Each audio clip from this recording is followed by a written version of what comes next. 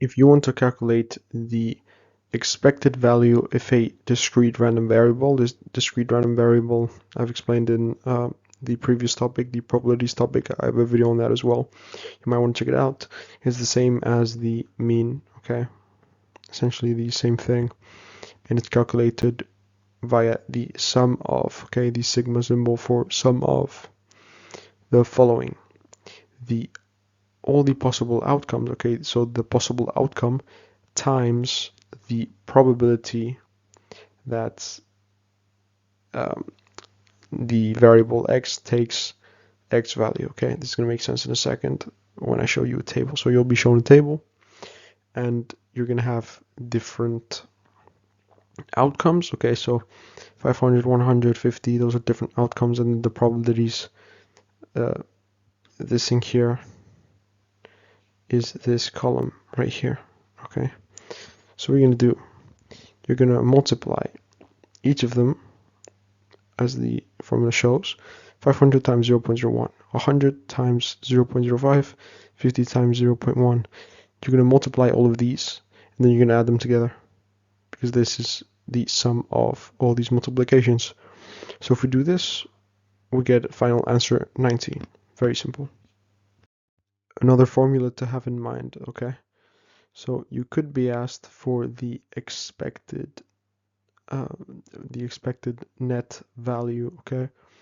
Whether the game is fair. So the way you calculate this is that when this value is 0, it represents that the game is fair, and when it is not 0, the game is unfair, okay? Obviously, these videos are just to give an understanding of how to do the thing, but it's very important to know how to apply it. So me telling you this isn't enough. You need to go ahead and do past papers and practice questions. So this is just the theory. Anyways, now you do this by calculating the expected gain minus the expected loss or price. So you both calculate them using the same formula, which is this right here, what we've just looked at, okay?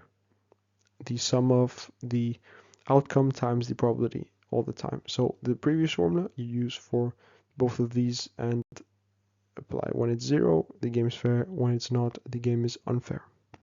Moving on to binomial experiments.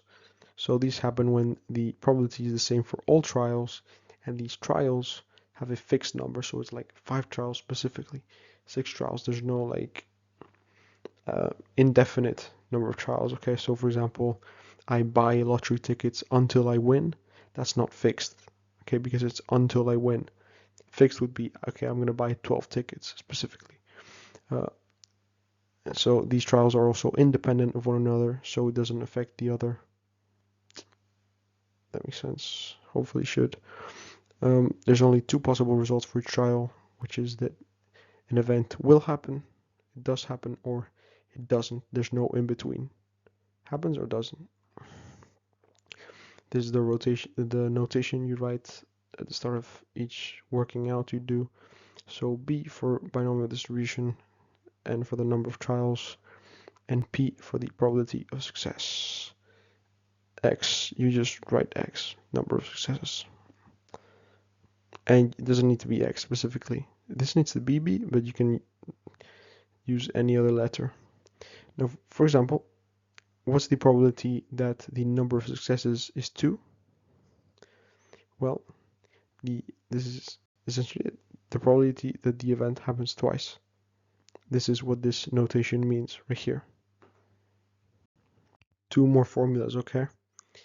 If you're asked to calculate the expected number of successes, this is very simple.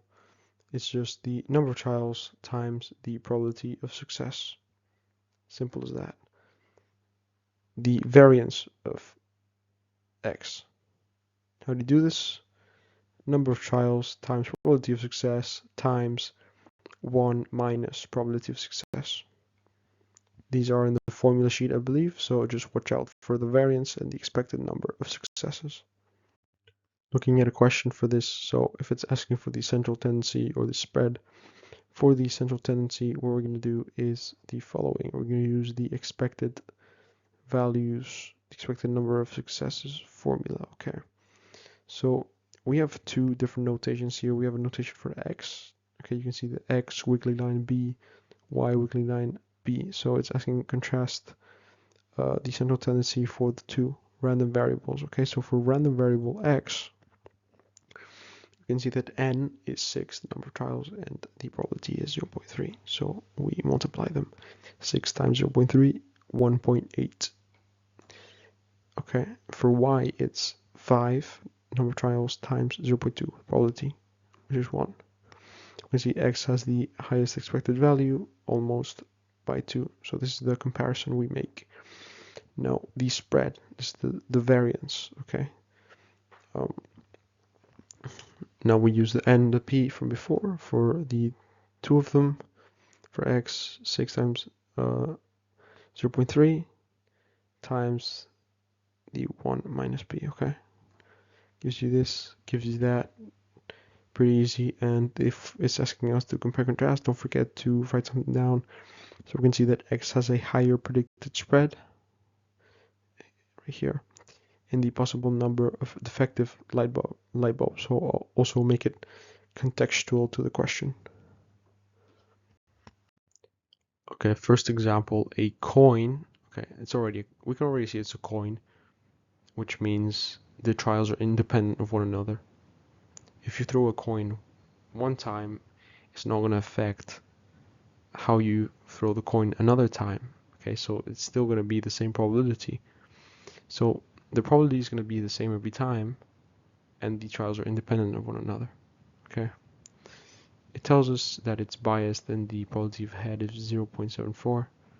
Sorry, 0.74, so it's going to be 0.74 the whole time. It tells us the number of trials, which is 7. And it tells us that A, random variable A, is the number of tails, okay? And it tells us find the probability that the number of times you have a tail out of 7 is 5. Simple as that. So first we need to figure out the notation. Okay, so we know the number of trials is 7, but we need to figure out what the probability of getting tails is. So very simple. It's 1 minus the probability of getting head, which is 0.26. Now we write this in the notation. Always important. This should be A. Okay. So A, binomial distribution, number of trials, 7, probability 0.26. You write this down, and then all you have to do is go on your calculator and write down the answer. Okay, so first thing, go to statistics, distribution, F5, binomial again, F5, PPD, F1. Okay, X is going to be 5. The number of successes is 5. Number of trials is 7. And probability is 0.26. And it gives you a final value of, okay, if we go down and press execute, final value of 0.0137. So you would only grab these three values. Okay, you're rounding to 3 significant figures, so this 6 becomes a 7, 6, 7, so 0.0137 is your final answer. Try for yourself. Another example, okay. So a bag contains 12 white chocolates, 7 dark chocolates, and a chocolate selected at random, and its type is noted and then eaten. Okay. It's then eaten. So this tells us that once a chocolate is selected, it's not replaced. And so because of that, the probability is not going to be the same for each trial. So you know in tree diagrams, when sometimes you have to, the probabilities change because something isn't replaced. Well, this is the case here. And because the probability is not the same for each trial, and the trials are not independent of one another, because eating the chocolate impacts the next trials, okay, we cannot do binomial distribution. It is not appropriate for random variable b, the number of dark chocolates eaten. Okay, now with a bag. Okay, so it contains 10 red dice, 1 blue die, and 7 yellow dice. Okay, I guess this should say dice, not die. So the die is selected at random and its color noted and replaced. Okay, so it's replaced, meaning that the probability for each trial is the same and they are independent of one another. Now this is repeated 12 times. Fixed number of trials, we can see here, 12. C is the number, so random variable C is the number of yellow dice recorded. Find the probability that the number of yellow dice recorded is 6 or above. So first thing you're going to do is state the notations like in every single question. So, well, again, this shouldn't be X, this should be C. We have the number of trials, 12, and the probability is 7, because we're looking at yellow dice, out of the total amount of dice, which is 18, so 7 out of 18. And using this, okay, this is what we need to figure out. We're gonna hop into the calculator. Let's do that right now. First thing, distribution, binomial, BCD. Okay, so now it's not BPD anymore, it's BCD, F2. Now that we're here, we need to add the upper and lower bound. So the lower bound, okay, as you're gonna see in a second, it's gonna be 0. And the upper bound is gonna be 6. Because I might have said this wrong before, but we want a value that is 6 or less than 6.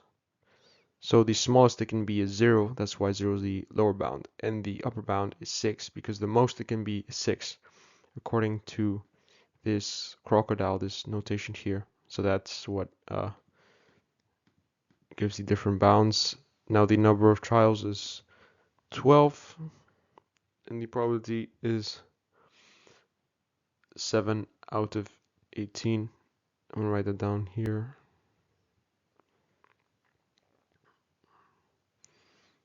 And then just press execute calc.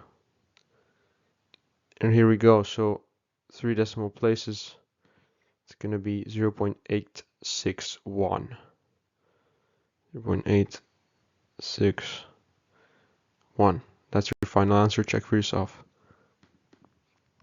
Sharon plays a lottery ticket in which the probability of buying a winning ticket is 0.01, 0.001, sorry.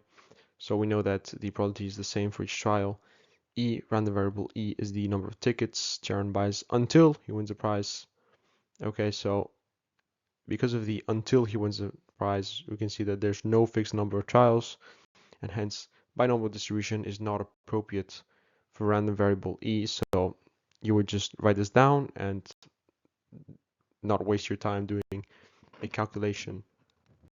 Moving on to normal distribution, okay, a couple differences. There's going to be an N here for normal distribution, and is used for continuous data, continuous variables such as length, height, etc. Okay, so the letter here can be an X, an a B, whatever.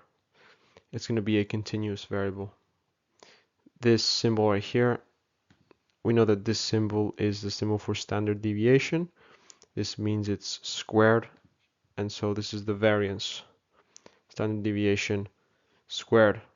This is the mean, and this is the number of successes for the continuous variable. Looking at the spread of data, the line in the middle is going to be the mean. Now, values one standard deviation from the mean, around 60%, 68% of them. Okay, just knowing these values, you need to know them, it's important. However, it's still not enough. You need to practice a lot and know how to apply them. 2 standard deviations is 95%. 3 standard deviations is 99.7%. Now the area right here in blue, the area of this whole shape right here, this is what you call the area, okay? So this area adds up to 100% or one whole. Okay, so for example, this whole area on the right is 50%, and this whole area on the left is also 50%, or 0.5 and 0.5. This is going to make sense in a second. Okay, variable x is normally distributed, so we're going to use normal distribution. With mean 40 and standard deviation 10, find the following, okay? That x is larger than 37, but smaller than 48. First thing we're going to do is take the notation, okay? It says variable x, so we're going to have x right here, and for normal distribution, the mean is 40, and the variance is the standard deviation squared, so 10 squared. This is what we write down here. Now, let's have a go at the first question. So, as always, distribution, binomial, normal, F1, don't make the same mistake as me, F1, NCD, we never use NPD, NCD, F2. Okay, now we need to do the boundaries. Oh, that light's disturbing. Now the lower boundary is 37. So we can see upper boundary is 48. And here, be careful because it's asking for the standard deviation. It's not asking for the variance. So we write down 10 right here. We don't write 10 squared. You write that down in the notation, but not in the calculator. 10. And the mean is 40. And then just go down, press calc. And there you go. 0.406. Next one. The second one, okay? So normal distribution and CD, and let's do the boundaries. The lower boundary is going to be 45 because it's the probability that x is larger than 45, as you can see here. So lower bound is 45. Doesn't matter, it doesn't need to be 46, it can be 45. In normal distribution, in binomial, it wouldn't be the case. In normal, you just write 45. And then the upper bound is going to be 1 billion or 1 trillion, whatever you want. So in normal distribution, when x just needs to be larger than a certain number or smaller, we're going to write, it can be like infinitely larger or infinitely smaller. So we're going to write a really big number like this one as our upper or lower bounds. Okay, we're going to look at an example of how this applies to the lower bound as well. So this is the upper bound, 1 times 10 to the power of 10. Standard deviation and mean are the same. Gives you this answer 0.309. And let's do the last one. Okay, distribution, normal, NCD. And this time, what's the lower bound? Okay, so x needs to be smaller than 26. So the upper bound is immediately going to be 26. And what's the lower bound going to be? Well, x can be any number smaller than 26. So that can be minus 1 billion or whatever. Yeah. And then those two are the same. Execute. Try for yourself. 0.081. Now you can also get normal distribution as inverse. So this is when you are given the probability, but you don't know what the quantile is. Okay. Now, in this case, k would be the quantile, um, and it's asking you to find k. So let's do that. First, we state the distribution. Okay, so it tells us x is normally distributed with mean 70, so mean here and standard deviation 10. So it's the variance is standard deviation squared, 10 squared. Let's go. So we go to distribution, normal, as always, and then you go to inv n, inv n, in n for inverse. Okay, so that's f3, and here we go. So it says it's 0.95 is the probability, right? So we know that the area is the probability, so we write 0.95 as area, as our area. The standard deviation is 10 and the mean is 70. And simple as that, calc. 86.5 is the final answer. Check for yourself. Okay, 3 examples. You're gonna have to find k as the question asks. So you're gonna do that yourself in your calculator, like what I showed you before. And this is how you're gonna illustrate the sketch, because it might ask you to do that as well. Okay, have in mind that this is left tail. So you might have seen before in the calculator example, there was an option of left or right tail. It's going to make sense in a second. So this is left tail, and so we're going to draw the area from the left, as you're going to see now. So 0.3 looks something like this, 0.3 of the area, and we draw it on the left because this is left tail. It's left tail when the crocodile points to the quantile. So it's going to point to k. Well, it's eating k, pointing this direction, okay. Anyways, so when the variable is smaller than k, this is left tail. Otherwise, it's right tail. It's going to make sense in a second as well, yeah. If you found k, it's 18.4. Now, if it's 0.9, it would look something like this from the left. Okay. Figure out k. It should give you this. Now, 0.5. Simple as that. From the left. And k should be this. Okay. Now, this is right tail. Why? Look at what I've underlined. The crocodile is eating the variable. So the variable is larger than the quantile, is larger than k. So it's asking you to illustrate with a sketch and find k. So these should be the values you get for k. Okay. The probability you draw in this case is going to be 0.5 from the left. Okay. You can either draw 0.5 from the left, or you can draw 95% from the right, I believe. This is 0.1 and 0.59. Okay, so 1 minus 0.9, 0.1. 1 minus 0.41, 0.59.